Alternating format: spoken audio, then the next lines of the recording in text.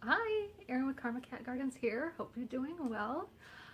It's back to school time. Most of the kids are already back. And being that it is the fall and back to school, I kind of wanted to bring up something that, even though a lot of people probably have already covered it, it's sort of new to me, as this all is new to me. I'm always a little bit late to the game, but it's kind of been festering with me. It's kind of irritated me, and so I finally decided to bring it up. And that is, for those that maybe haven't seen it, it's the PCC Women's Studies clip where I believe it was Laughing at Liberals went in and tried to film a women's studies class, and this took place in my hometown, Portland. So it is near and dear to my heart. Right in my backyard. And so after watching this clip several times, it just gets to me every dang time.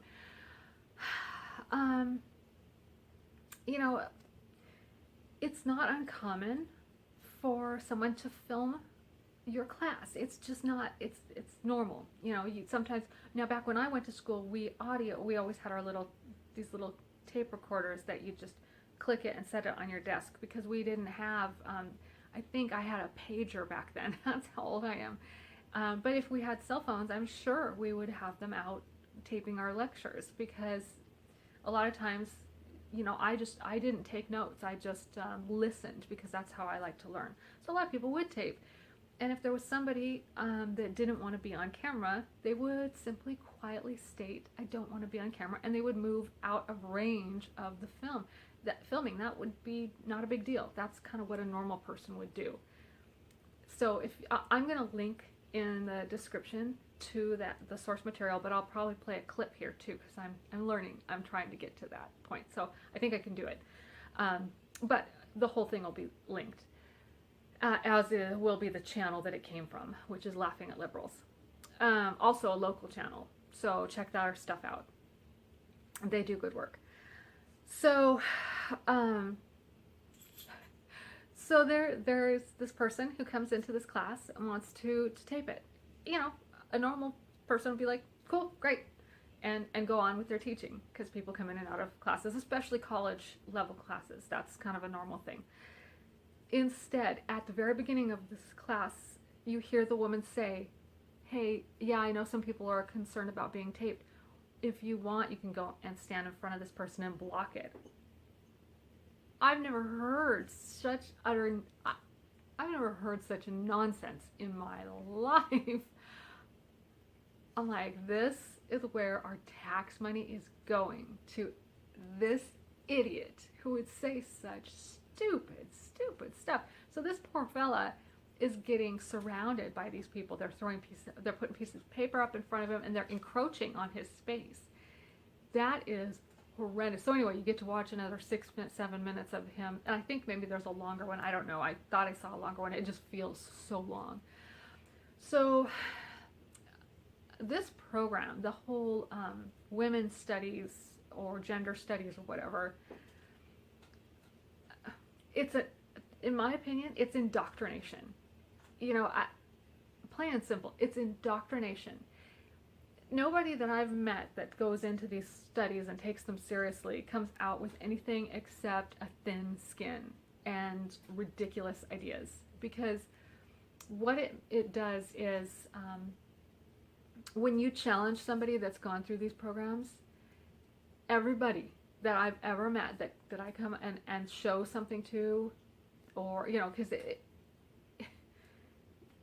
they say, they basically feel like it's a personal attack. They can't be challenged. That's how insidious it is. It gets into them and they are personally invested in it in a way that is it's just awful. So it's identity politics is what it is, and it's identity politics. It's just all this hyper focused on race and on your identity, which is not terribly helpful I mean, it just makes it so divisive. It's so divisive. It's so victim mentality. It's so misandry. I mean, there's just men are not liked. I mean, it's just awful. I'm like, what the hell are these people doing? So anyway, so there's that. There's that. And to so I guess I wanted to bring up, and I'm sorry, I'm going off tangents here. When I went to college, I was a mental health and human service major. And so I took sociology and all that, all the soft sciences, because that's just kind of what I gravitated towards. So I'm very versed in this type of programming. And not only that, after I got out of school, I was a volunteer at Planned Parenthood. I went and volunteered at a women's shelter, all here in Portland. And with that women's shelter, it was a domestic violence shelter. There was a 6-week training course that was all, very much women's studies. Obviously, it was the history of violence and perpetrated upon women, and stuff. So it was like a intensive course. And then on top of that, what else did I do? Oh gosh, I have it written down, but I can't read without my glasses. Sorry. So. Oh, yes. And I took a women's writing circle course. But when I was in with the domestic violence group, I didn't do really well because I was probably one of the few women who was straight. I like the D. So that didn't go over super well. I just couldn't, yeah. And they were very focused on the victim mentality and the blame game. I don't do that. I do like a bit of gossip, but I'm not the blame game type person. And then the last thing that really bothers the hell out of me is language. There was a huge unit on language, and one of the things they didn't like it if you use honey, sweetie, darling, and which I use all those all the time because I can't remember anybody's name for shit. So I just use pet names: pumpkin, darling, sweetie, honey. I say it all the time. I say it to men and women. I say it to anybody, and that was a no-no. That was a big no-no because it's so bad, and it's what did they say? I think it was something about the. Not objectifying, but maybe it was objectifying. I wrote down what it was. Oh, it was demeaning. And so I was like, oh, okay, so yo bitch, is that better? No, it wasn't. But I made it about a year with them before I couldn't hack it anymore. And I never bought into it. That's the thing. I just never bought into the rhetoric and I just couldn't. It just didn't make, I was like, this is asinine. I don't like any of the bullshit that you guys are selling, peddling crap.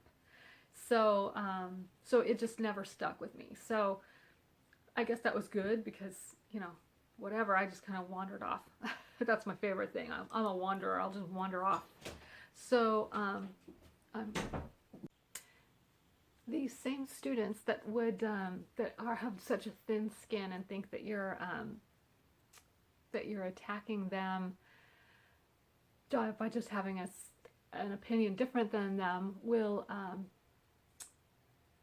want to protest and shut down anything that they dislike. And so my second item that I want to talk about, because it's the beginning of the school year, so we'll probably see more student protesting on college campus, which I am actually all for. However, a lot of the footage that I saw in years past has been students protesting. However, they're letting them run amok, and protesting and demonstrating has a place, and that place is not inside classrooms or inside buildings or on walkways or streets. And when those things happen, they need to be stopped immediately. It's like that's absolutely unacceptable. And when they do that, they need to be removed forcibly if need be, because they're impeding on someone else's learning, and that is not okay. If someone is giving a speech and protesters come in and shut the thing down, they need to be immediately ejected from that space. I'm watching them being coddled, and I'm like, why are they allowed to be up front? Why are they allowed to be in there? They can protest outside and not on the sidewalks where people are trying to walk, but off. Because I looked at the laws, and the laws clearly state they can't block walkways or streets. But yes, of course they can protest and pass out their leaflets and have their blowhorns and do all that. Absolutely they can, and I want them to do that.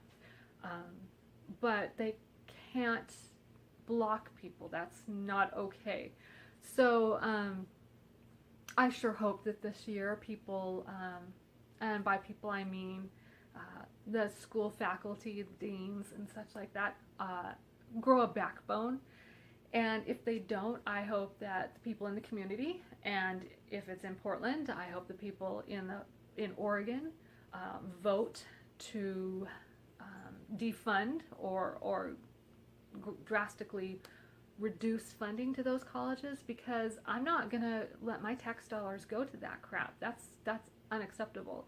So, and parents listening, you know, if your kids are going to college, you should check out some of the stuff that's going on. And if your kids are doing that, I'd yank them out. I mean, I know that, I think it was in Boston. I think Milo Yiannopoulos was showing, that's what he's doing, is showing how people are behaving. And a lot of parents yanked their kids right out of school. They had to close some of the dorms because so many parents yanked their kids out because of the way they were acting. And I applaud parents for doing that, because it's like, if they're going to act like that, yeah, no. Who wants to pay for their kids to go to school to act so stupid? So, I mean, come on. And back to the women's studies. I have kind of a, I don't know, women's studies or gender studies.